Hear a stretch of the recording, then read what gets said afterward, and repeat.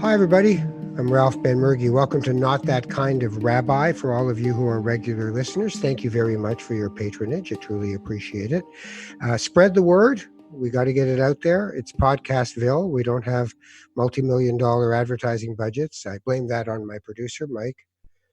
He's not found me several $1,000,000, and that's rather disappointing. But I can live with it for now. Subscribing is important, and input is always welcome on the Facebook page of Not That Kind of Rabbi. I'd love to hear from you here occasionally. There's lots of Twitter activity, and that's always nice too. I'm at Ralph Ben-Murgy on Twitter, so you can catch me that way as well. Pandemic. Check in with the pandemic, my friends. We're at a point here in Ontario, in Canada, where they're taking their foot off the gas, and they're starting to let people get a little more connected, if you will. It is kind of weird, though. I mean, I was in a drugstore yesterday, and I had my face mask on, and the woman about 6 feet away from me was wearing one under her mouth because clearly it bothered her. And then another man was wearing it on his mouth, but not on his nose. So I don't think we're quite getting it right. And I think we're still trying to push ourselves back to just the old way as much as we possibly can. And that inconvenience is, it's so interesting because in a time and in a place where so many people have whatever they want, or so they think,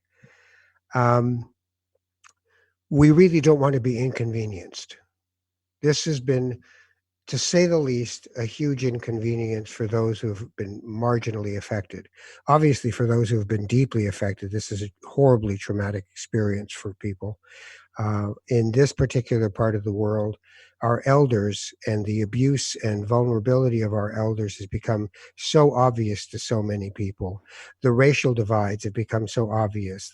The poor and the rich and how they can survive these changes in everything has all been laid bare for us. And I keep hoping that this long pause will give us a moment to be able to restart, to rethink, to dematerialize some of our lives, to wonder why we're driving hours on end to go to a place that today we can remotely talk to each other.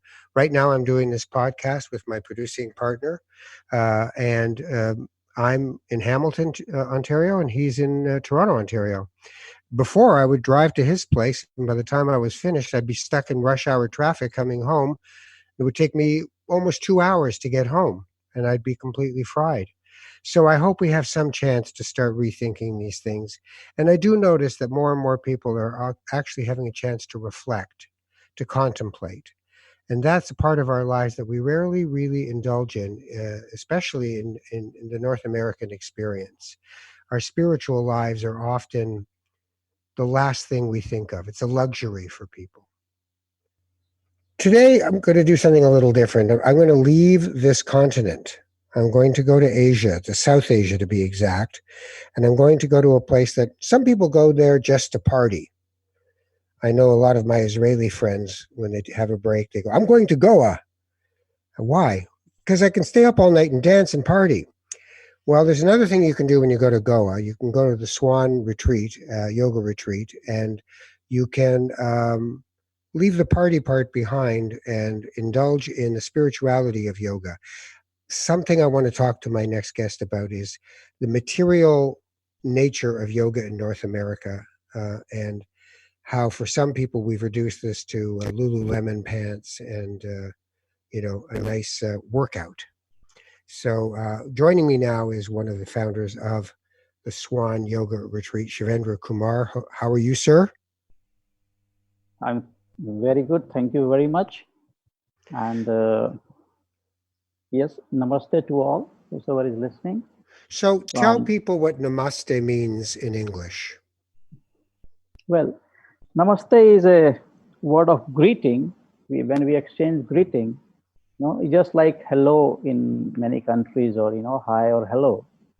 But namaste has a little deeper meaning than that. Although it's just we are exchanging, and when we do namaste, we fold our hands. We fold our hands in front of us, and we say namaste like this to means that I respect you. It's not only like exchanging words. It's like I am respecting the person that is you. You know, and Right. when we talk about the person, it's not just about so it has a very deep meaning, even though it sounds like a normal hello, namaste, and just exchanging greetings, but it itself has a very deep meaning. You So know, let's talk about that deeper meaning, because I've heard people say to me that namaste is basically saying, I salute the God within you. yeah, exactly. That's what I'm saying. It's not about talking about your body and mind. It goes very deep within you, and we believe in our tradition that we all are basically part of God.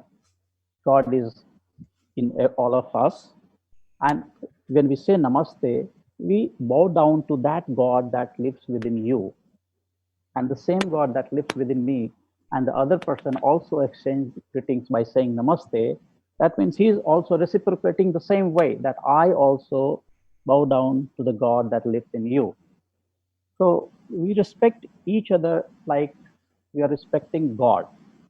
No, so Mm. it's a very wonderful spiritual way of exchanging greetings and respecting, and also is more deeper than that is to understanding that we are not this mortal body, we are not this just body and mind, we are always there.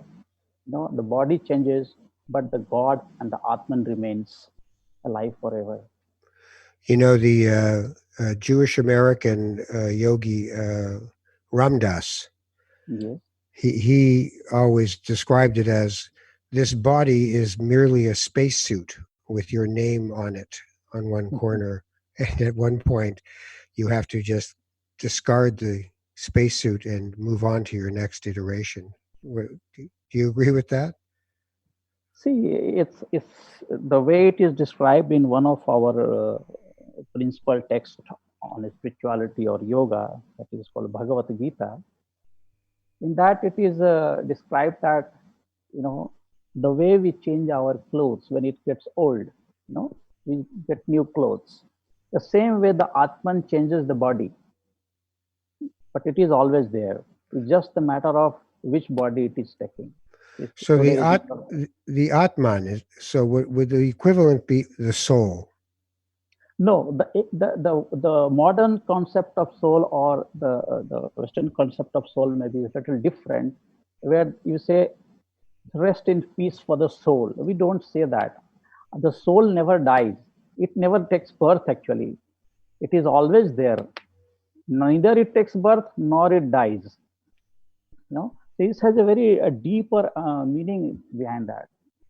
Soul is actually the witness to all our actions, all our body and mind and intellect, everything. Soul is just a witness. A witness. Yes, a Hmm. witness of us.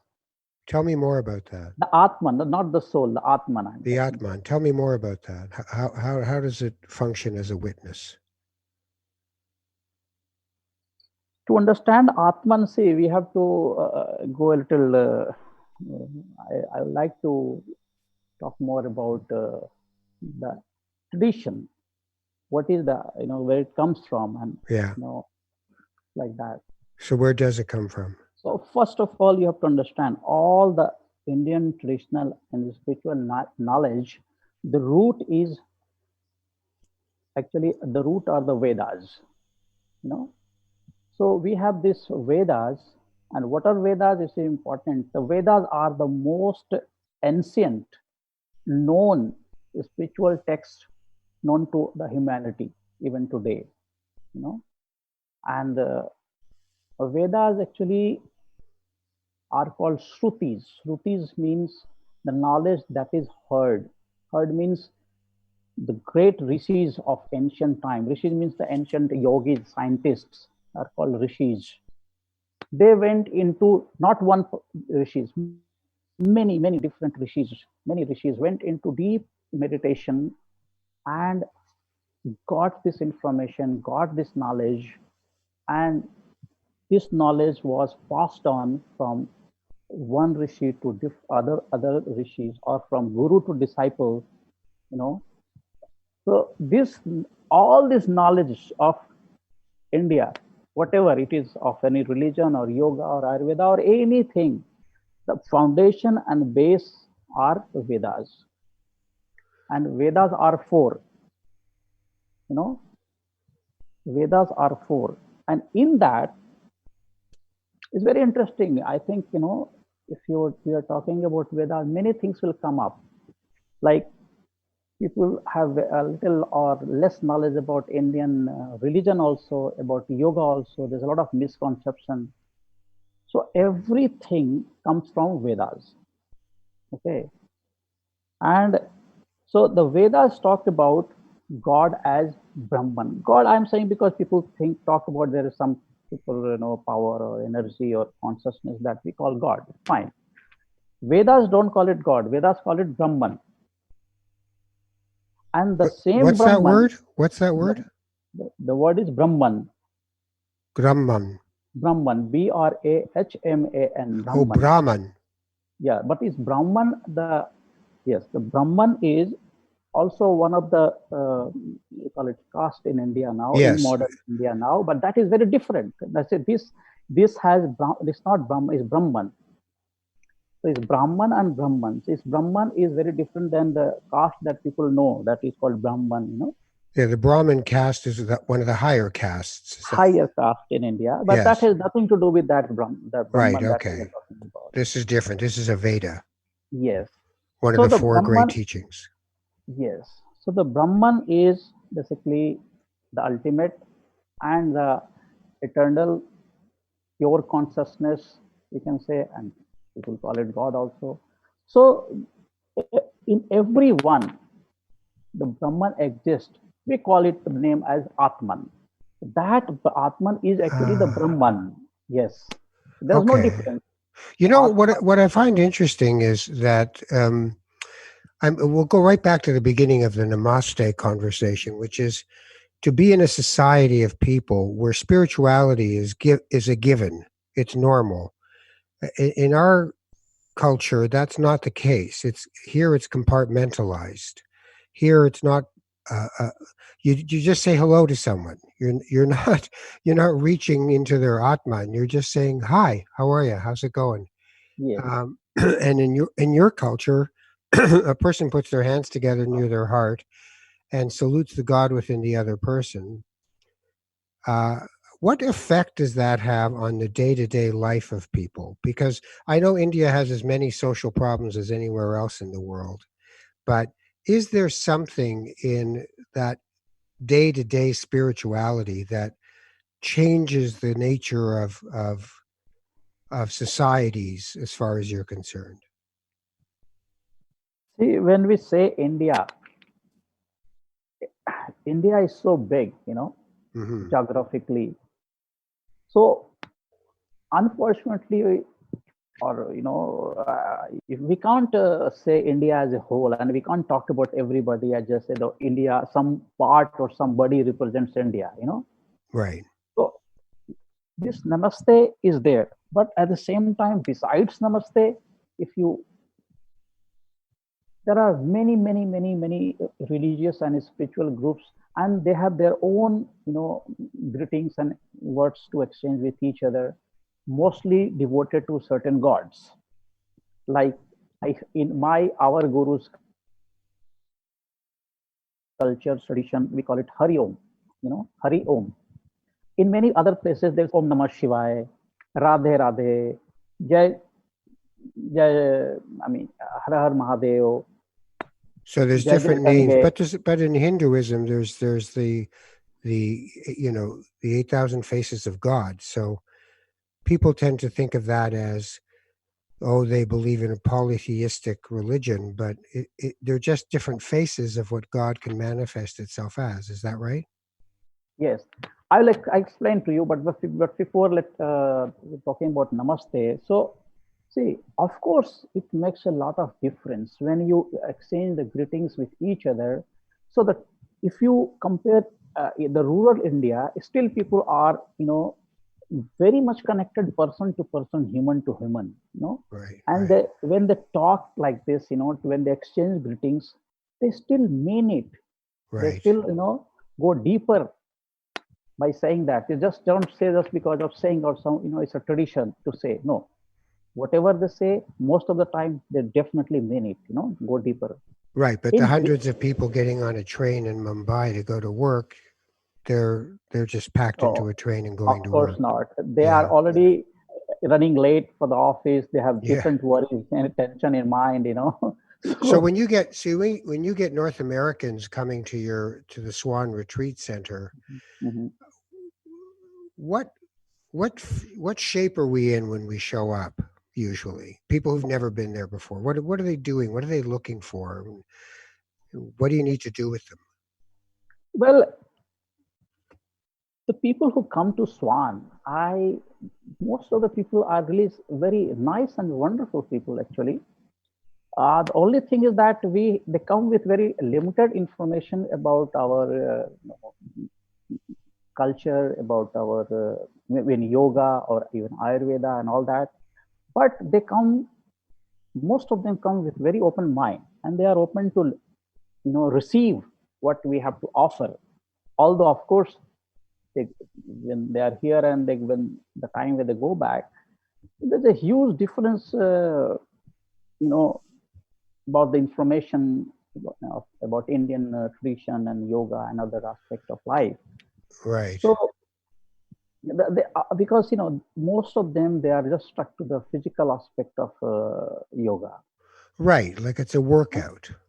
Yes, so we call it like gym yoga, and yoga has totally different spiritual aspect, and aim. Even aim is very different. People do not realize that yoga was not really meant for your physical body. The benefits that the physical body receives, of course, you can get the same benefit if you are running, jogging, cycling, swimming. No, you can't say that you don't get such benefits.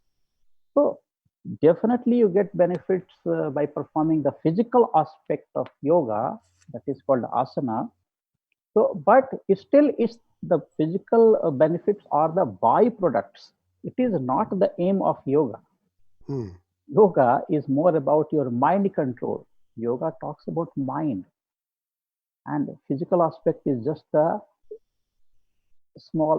first step to reach there. So the contemplation, the meditation, those are the root practices of a yoga, and the philosophies are dispensed in the learning after the mind is quieted a bit. Is that right? Yeah, actually, see, yoga, the the whole concept of yoga was the aim of yoga is to have a spiritual awareness. If you ask me what is the aim of yoga, Yeah. so very precisely I can say that to have a spiritual awareness about life, how to live life, and how to live your life without having any kind of stress or any problems, and lead a very a life full of harmony, in complete harmony within your body, mind, emotions, even socially, even with nature. You know, it trying Wow. to cover all aspect of it. You That's a know, lot. yes, exactly. you know, So if I showed up with my little suitcase and thought, wait till they see my downward dog, uh, that'd be a hell of a, a, a a path to have to embark on. You, how do you, you know, there's the old saying, how do you eat an elephant? And it's one bite at a time. So let's assume that where you want people to get to is an elephant. What are the steps that you help people go through to kind of detoxify their ideas about what yoga is and bring them into a healthier state of harmony? How do you do it? well, to begin with, and the first time when they arrive, whenever I go and talk about this to people who are, having this little information about yoga, the physical aspect. So I start with a story that I would like to share. It's a very small story, but so it's a story that is very popular in Indian tradition and also in Buddhism. It's about a king and his four wives. So a king, he had four wives, and he loved his four wives the most. He would always buy, like expensive gifts, and he would really take very good care of his fourth wife. He loved her dearly. All the times he was, always thinking about the fourth wife, how to make her happy, and he was willing to do all the things that would make her happy. He would also love his third wife. He used to love his third wife. He would do, he would take her to different places for, traveling and, shopping and all that. So he will also take good care of third wife and love her dearly. He also loved his second wife, and actually whenever he has some problems in life, he would always consult his second wife, not the third and fourth. You know, Hmm. and he never cared about the first wife. The first wife was always there, but he never even noticed. He was just fully engrossed and concerned about mostly the fourth wife, then the third, and a little bit for second wife. So now the king was growing old, and he thought and realized that he would no longer gonna live for a long time, and he would eventually die. But he didn't want to go alone to the next life. So he thought, I have loved my wives so much, and especially the fourth wife. Maybe I'll ask, and maybe she'll join me in my next life and go along with me when I die. So he approached her and asked her that, oh dear, I think I'm going to die soon. And I really love you so much. And I think that I can't live without you even in my next life. Would you also consider going along with me to the next life when I die? And she was simply refused. She said, no, no, no, thank you very much for all the love that you have given me. But when you'll die, the moment you'll die, very soon, then I'll disappear. I will disappear. And he was devastated. Oh my God, what happened? I really loved all my life so much. And she's saying she will disappear. Now he turned towards the third wife and the same question. He was like, her response was, the moment you will die, I'll marry someone else. My God. Just imagine. He said, all the time I used to love and care for her. And she is like, so, saying that I would marry the moment he would die. Now he turns toward the second, still had some hope. So the second wife was a little kind, and she said that, well, I really love you, but maybe I'll just take part in your funeral, and that's it. And then I'm busy in my life, other life. Now he was totally devastated. He was so disappointed, and he was full of regret that I don't know what to do. He didn't even think of the first wife even that moment. He thought if all of them, you know, rejected my proposal, or didn't want to come along. But first wife was listening, and she was witnessing all that. So she herself approached the king. I said, "Oh king, do not worry. I will be there for you. I will always be there for you. This life, next life, or any life." Now he was very shocked, and his mind, he's all thinking. He was full of remorse. What did I do? The wife that loves me so much that she is willing to, you know, do whatever it takes, not in this life, next life, any lives, any number of lives. So, who are these four wives? We all have four wives. We all have four wives, you know, and the fourth wife is our body. We all love our body so much. All the time we are thinking about our body, how to make it happy, how to keep it, in a good condition. Our body and mind, actually. This is our fourth wife. Third wife is our belongings, whatever the possessions we have. You know, we really care, love about my car, my house, my phone, my this. You know, we love those things. And the second wife is our family and friends. So whenever we have some issues, some problems, we are stressed, distressed, and we need something, we always go to our second wife, our family and friends. And the first wife is our Atman, Hmm. the so-called soul in modern world, that is always there, but we never care for that wife, although it's always there, always there. So yoga is a journey, if a man's journey to the first wife. Lovely. You know, You yoga know, is a journey. so, but here's the interesting thing for me in Mm. my own life, as well as anyone else I know. Why is it so hard for us to take care of our Atman? Why is it so hard for us? It's like when someone says, I know meditation's really great as a practice and really good for me, but I can, I don't think I have enough time. I don't think like, what is it? Is it that the lower realms of our life, the material and uh, that they just have such an attraction and magnetism to them that we can't take care of the things that truly matter? Why don't we take care of the things that truly matter? Because the two things, because of it is very well explained in our Upanishads and also Bhagavad Gita, that because of kama, kama is the our desires, and lobha, the greed, the desire and greed rules our life.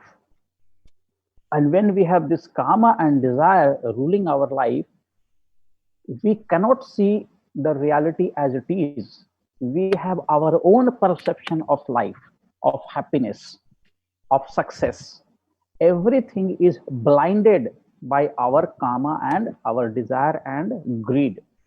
So, unless we take care of this, we understand that this kama and desire, this desire and greed, will never let us see the reality.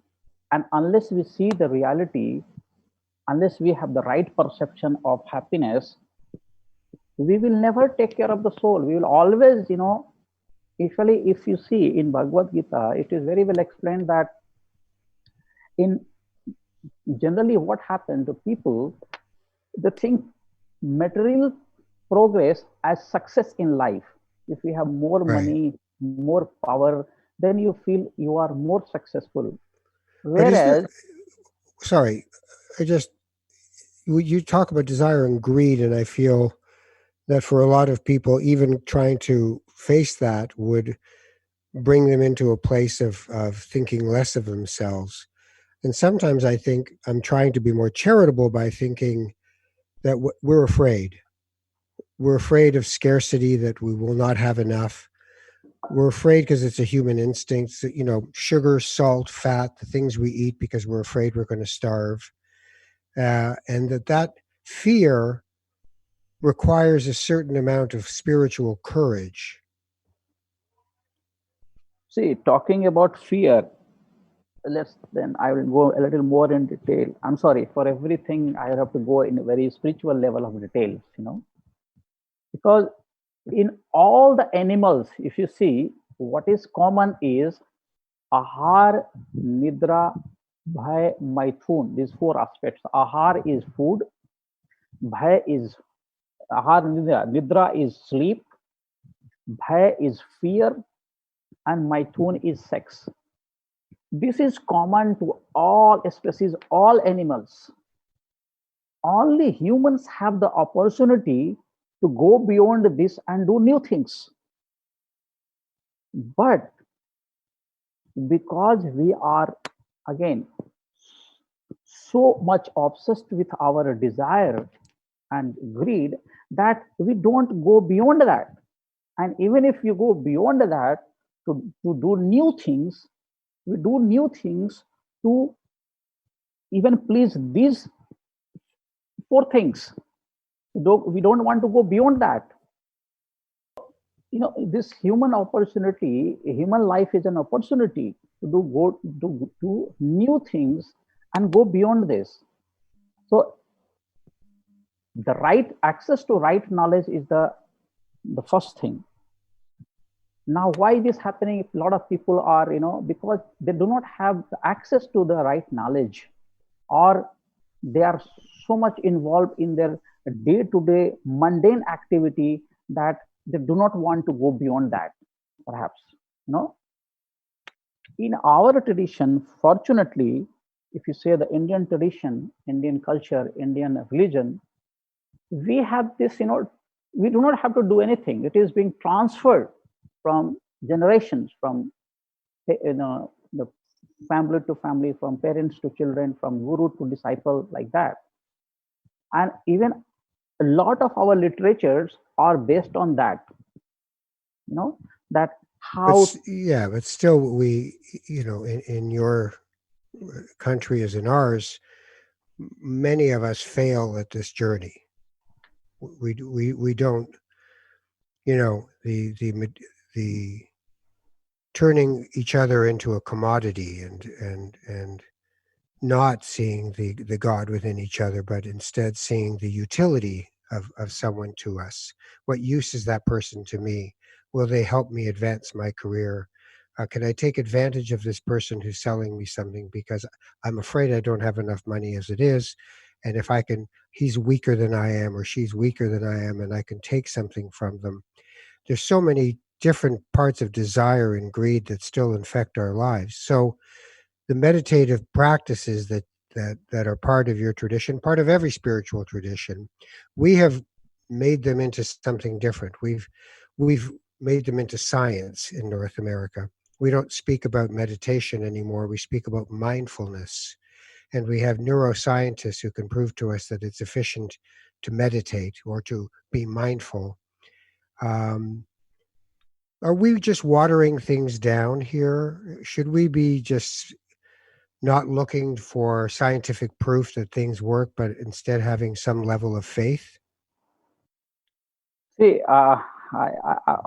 this word mindful, mindfulness itself, to me, I have very different opinion about these things. About you know, it's like for the word yoga. Now, there's no yoga without mindfulness. You have to be absolutely aware, absolutely mindful. Then only yoga can happen. You know, Mm-hmm. so it's like you have your own body and you're describing that I am just this I. You're selling your eye as a different you, you're selling your hand as a different you, you're selling your legs as a different you. Yoga itself completes all when it comes to mindfulness. I'm saying now meditation, let me also be very clear. Meditation, even spirituality, is a modern word. There is nothing called meditation in Indian tradition, nothing called meditation. Meditation Mm. is a very modern English word. There is no relevance of meditation. We have dharana, dhyana, samadhi. No, so What do those dharana, mean in English? exactly. There's no concept of that in English. So is roughly it is translated as meditation. Dharana is concentration. Dhyana is meditation, but dhyana is not meditation. See, also it's very something I am going to explain you a little bit, maybe very interesting for you also. I totally disagree with this statement itself that I am doing meditation or please do meditation. You cannot do meditation. Meditation is not something that you practice. Just like saying that I am practicing sleeping. Can you do that? You reach that stage. You eventually, something leads you to that stage. So meditation, dhyana is a state you reach there. You can't practice that. The way you can't practice sleeping, you can't practice meditation. You can practice dharana. You can try to practice the concentration, you know, and So, okay, what's the third part? going deep into concentration, deep, deep, deep, deep. Eventually, it leads you to dhyana, state of, absolute silence. Absolute silence. So, but if I come to the retreat Hmm. At 6 in the morning, I have to be sitting. Yes, guided meditation, we call Right. it. So we still see, part of what worries me is we all, we, the North American, the Western civilization people, show up at your retreat, Hmm. and it's almost like we're looking for fast food. It's like, just, I got a week. Let's see if I can reach nirvana, you know? Yes, yes, yes.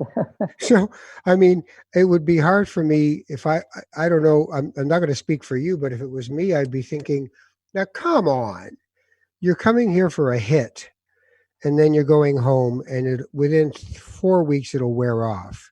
So, how do we find a sustainable way to marry Eastern and Western ways together? Because I'd imagine a lot of the people who come to you really.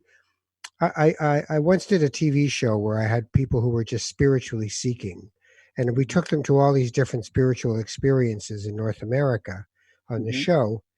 And I realized after a while that they were all waiting. Well, most of them, of the five people, four of them were waiting for lightning to hit them, that Hmm. they would just be changed. They'd have an epiphany. It would all happen. Yes. And if somebody comes to a retreat center in India for 2 weeks, unless they're constantly doing this at home, they're probably hoping for the same thing, are they not? Yeah, they do. But you know what? What we do is that, like for example, when you buy a latest gadget, a phone or a TV or a laptop, it comes with what do you call it? The description and what do you call it? The directions, No, this it comes with instructions. instructions. Yes. What do you call the instructions? Menus are called like Yes, some manual. It's a operating manual. manual. Yeah, Manual, yes, operating manual. It comes with operating manual. So if anything goes wrong, you can consult the manual. So what we provide in 1 week is the manual for how to live a spiritual life. So it is a manual. You cannot learn everything. You can't attain moksha in 1 week, but you'll have a manual. You can always go back and open the manual. Okay, what is I am supposed to do? What spirituality says? We refer to many books also. That's part of the manual, right. and also we provide a lot of information. So you're giving them a scaffolding that they can build on. Let me ask Yes, you this thing. We have a prime minister who came to India at one point, Justin Trudeau, him and yes. his family, and they got all dressed up in Indian garb, and it really, back here in Canada, was became an object of ridicule for a lot of people. Yeah, What was okay. your impression when you saw our prime minister doing that? Well, I have not actually, frankly speaking, I have seen that, but uh, see, I accept everything in a positive way. I, I can't comment much because I don't know much details about that. But if anybody is by that, although of course many people they do not have much idea about our culture or tradition or anything, but still in one way they are trying to do that. It's fine. I mean, I can't say that this is something to be ridiculed or So laughed he was at. Or showing a sign of respect. to Is me, that what yes, you? I would accept this as yes, that at least somebody is showing not only it's like sign of respect, but kind of association that okay, yes, I appreciate this, and Yeah. I accept this your culture, and I'm willing to do something like whatever little I can, or even wearing a dress. Right. Oh, why not? Why not? Why not? Why Of not? course, if somebody is talking, wearing this dress and unnecessarily talking about something that he's not aware of, that definitely will go against that person. That it's not really a good idea to talk about something that you do not know. But just wearing clothes is a good symbol. I will always say that it is a good thing. Why not? So when you, on your own personal path of spirituality, Mhm. where would you say you are right now? I am always a student. I will always be a student. So I'm just learning every day, and every day is a new, chapter opening up. more deeper meanings are revealed to me. And at the same time, I'm trying to share whatever information, whatever knowledge, whatever practices I acquire, I comes to me. I try to share with others. I am personally getting benefited, so it's like experiential knowledge is there. It's not like the knowledge, the theoretical knowledge is there. Whatever I learned, I also get benefited by practicing and following on those paths. So, and yoga is that only that you need to share. First, you must master what you learn, and then definitely you share. As I said, I will always feel that I always say I'm student of the Vedic knowledge. Everything comes from there. Right. Yoga is also part of that. So I'm So more you, into the Vedic knowledge. yeah, talk to me a bit about, because my pronunciation of it would be Ayurvedic. But I certainly knew that they're brushed up gently against the idea of Ayurvedic medicine. But it seemed to be based on certain kind of, there's fire, like it just, for an ignorant like me, what would you say if I said, what's Ayurvedic? What's that mean? No, What? sorry, but I did not say Ayurveda. I said Veda. Yes, I know, but I just realized that part of what you do at the retreat center. Yes, it's Ayurveda also. See, Ayurveda itself, the Veda. First of all, please understand Veda. So Veda, the root word is Vid. Vid means to know, and Veda means knowledge. Right. So Ayur means life. So Ayurveda means the knowledge of life. So it is very vast, very deep.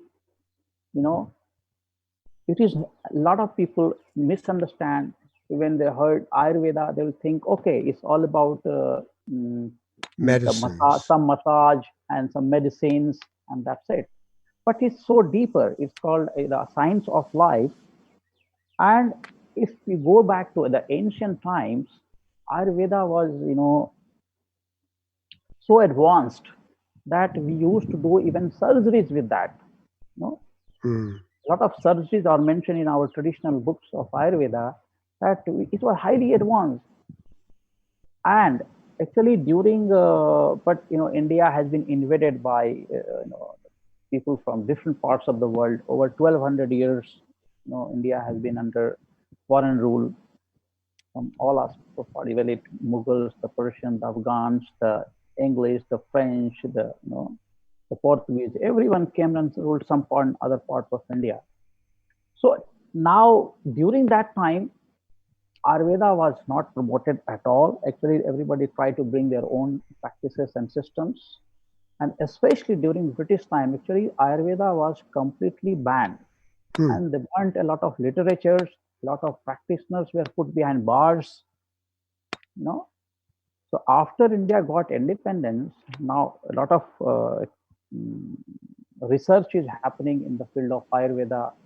And now they are doing a lot of research, and it's now we have a ministry also in 1900, in 2014 or 15.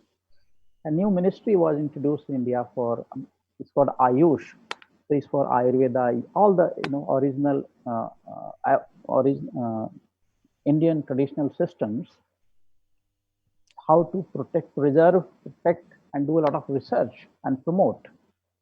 So this was a wonderful that happens. A lot of research is happening.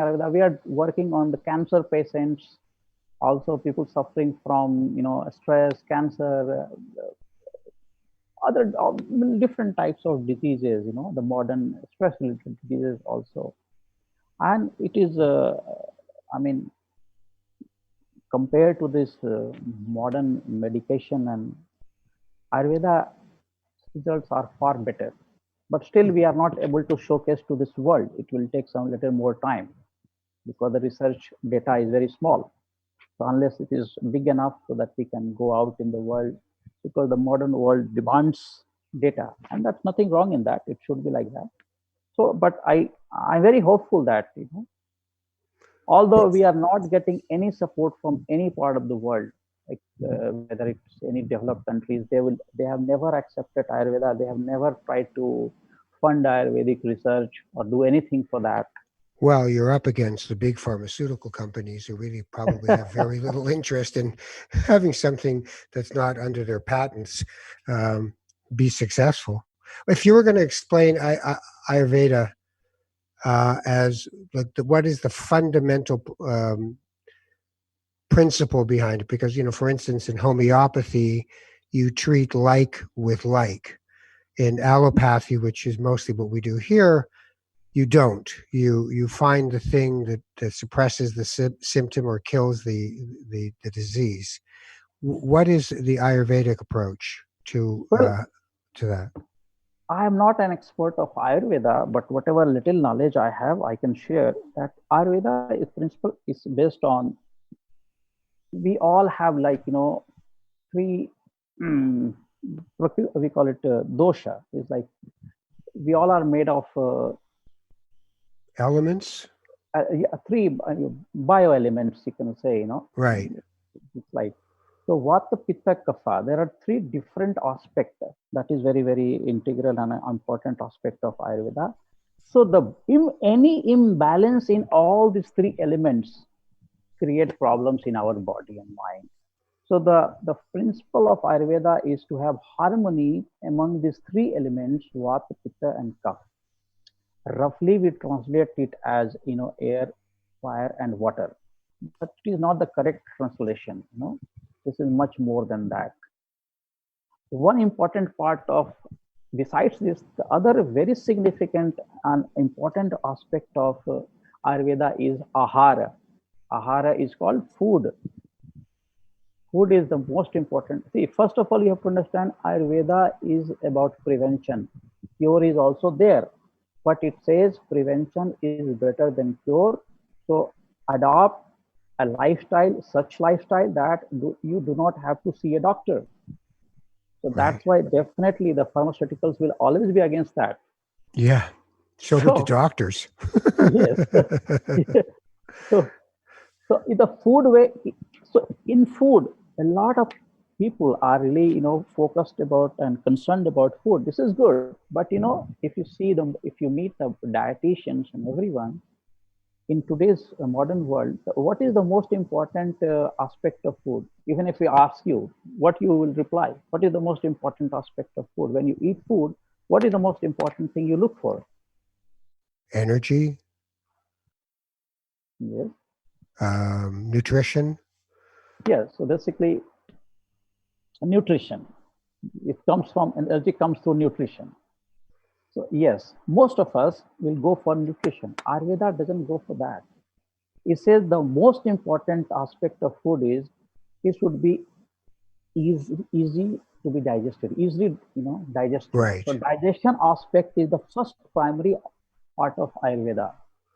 So that is why Ayurveda never say to be vegetarian, but because of our this, we vegetarian being vegetarian is better for us because first aspect is the food should be easy to digest. So it takes very very long time, 3 to 7 times more for a non-vegetarian food to be digested than a vegetarian well-cooked food. Right. You know? And then second aspect is nutrition, and then third aspect is why not make it delicious too. So So interesting. So yes, different than what we're doing, and we are, as a society, quite unhealthy yes. in So also the so many ways. and every food should be freshly cooked food. You know, you should never use anything that is using preservatives. That is Right. absolutely no. You should never eat the leftover foods next day. That is what we do, keep everything in the fridge for a week or 2 weeks or everything, keep Yeah. hitting the next day. This is not good food, not good for our So body. This I'm is gonna not look. I'm gonna look more into this because years ago I had one session, Ayurvedic session with someone, and I was like 20, so I wasn't paying attention. And I thought, oh yeah, that sounds great, and I never did a thing about it. But now I'm an old man, so I'll go and take a look. They say that I've been told that in the Hindu tradition, for instance, there's that whole period of your life where you're a householder Mm. and you create family, but then there's the forest dweller part of your life where contemplation and reflection and wisdom are the pieces you look for. So um, I'd like to think I've entered more of that. One of the things I thought about with when you're the person who people come to, they come to Swan and they're looking to you and they're looking to the teachers, is there's this thing of the always having to be good, always having to be right, having people watching how you do things to say, well, is that what I want to do? Because he just seemed to get really angry at that person. I thought he was supposed to be the guy who has his stuff together. Um, that pressure to be good, to be the light and not the darkness, does that ever weigh on you? See, if you're talking personally about me or Swan, we You. also, yes, we also live here. I live here. It's my, so whatever I am doing, as I said, what I learn, I share. And fortunately, most of the people come, as I told you, with very open heart, and we have a very healthy discussion. And with logic and reasoning, they understand, appreciate, and accept it. No, so it actually, for me, I don't feel I'm working or doing something. It's like I'm living my life here. So Right. it's, you know there's no work for me, so I don't have to do any extra thing, or something to make somebody But convince. what do you do with the darker feelings that any human being has? How do you cope with that? How to cope with what? Sorry. Darker feelings. Darker feelings. Yes, angers, jealousies, resentments. Do you not have them? You see, we all have that. Right. Yoga, we all have that, but yoga is a way to minimize it slowly and slowly, gradually. And first of all, see, when people come here, most of them, they come as a guest, and almost all go as a friend and a family. We become Lovely. so close. We become so close because it's not about just the classroom. Yoga is not happening on the mat in the classroom. It's happening when we are talking. We are having the same food. We are eating the same food at the same time. We are having the conversation about life, about the issues, and the exchange of ideas and words, and the spirituality. This makes us become so close to each other that people don't even feel that they are visiting some place as just as a yoga guest, or a client Right. or something. It's They're very not. different. They're not just a customer. Not at all. Not at all. It's um, not at how do people get in touch with you? Or what's the website that they can go to?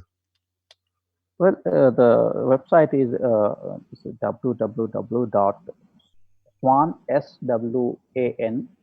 hyphen yoga, YOGA hyphen Goa, GOA.com. So swan-yoga dot No, goa no, Swan hyphen yoga hyphen Goa.com. dot com. No, Shivandra, I want to thank you for spending some time with me. I really appreciate that you're doing this. Are you coming to Canada anytime soon? yeah, I'm not sure now. Let's see. Let's pandemic get over, and then. And But before, I just want to say something about in a nice please, way. I can want to explain the yoga, how people think and how explain them. Like at Swan, we have this buffet. Of course, it's Ayurvedic vegetarian food here, and in that one aspect is salad. Now, salad is good for health, is very important part of our life. So a lot of people who come from West, so I explained to them, like, if you go every day at Swan buffet time, in the brunch time, and you eat just salad every day, each day you go, just eat salad. You can't say you eat the buffet. You can say, I can only eat the salad. Now, salad is important, but it's not giving you all the important ingredients that is required for your overall survival and development of the body and mind. So similarly, when you are doing every day the physical aspect of yoga and you're thinking that I'm doing yoga, I'm going, no, you're just eating the salad. Yoga is so much more. You are just focusing on the physical aspect of it. Another way to put it, I say that just imagine that if God appears in front of you and say that, okay, I'll grant you one boon, ask whatever you want. And then you are thinking, oh, what to, okay, please God, give me a new MacBook, a new iPhone. That's it. He says, I give you everything, whatever you want. So this is yoga. Yoga is there to give you whatever is needed, not what you want, but whatever is needed to make you a very stable, happy person in life, in complete harmony within your body, mind, emotion, nature around also. It's a complete science. So please make use of that complete science to live in harmony and in totality with yourself, with people around you, with the nature around you. That's the beauty of yoga. Don't restrict yourself, limit yourself, just learning the physical aspect of it. No, this Hmm. is the beauty of yoga. Beautiful. So when I say hello, I say namaste. When I say goodbye, do I say namaste? See, yes, we can't, but in our tradition, we say Hari Om. Now, Hari Om. Hari Om. We say start with Hari Om and end with Hari Om. Beautiful. Well, Shivandra, Hari Om. Hari Om, Hari Om. Thank you very much. Take care of yourself. Yeah, you too. Very nice talking to you. Very And, nice and I learning hope to from you. see you soon again. That would Maybe be some. nice. Yes, Maybe I'll go there since I've never been. yes. Most welcome. And to Mike too. Hari Oh, we Om got to to Mike. bring Mike. Yeah, he Yes, needs yes. it. All right, take care of yourself. Shivandra Kumar, Swan Yoga Retreat is where he lives in India, and many people go. Goa, as I said at the beginning, is often thought of as the party center for a lot of Westerners, but it's also a spiritual center, and he is one of the people who makes it that way. Lots to think about in there. Ayurvedic medicine, an Ayurvedic way of life is very interesting. Yoga as a philosophy, not as a physical practice, even though there is a physical practice involved. But we seem to have caught the wrong end of the tiger. We're running around holding onto the tail, making sure we got the right Lululemon pants on. When you listen to what Shivandra said, there's so much more to explore in the Vedas and in the teachings of the Bhagavad Gita and all of the rest of it. So I hope you found that interesting. I certainly did. Um, we will, I think next week we're doing Hawksley Workman. Is that right? That's the plan, Stan. See, listens to the whole hour and the plan stands. I thank Mike for helping me out as he always does. I thank you for listening. Spread the word at Ralph Benmergui on Twitter. Not That Kind of Rabbi is the name of this podcast. You can see our Facebook page, and I'll try to be better about posting these days. I've been running around a bit like a chicken with all these kids and all this pandemia. So take care of each other, and we'll see you soon on Not That Kind of Rabbi.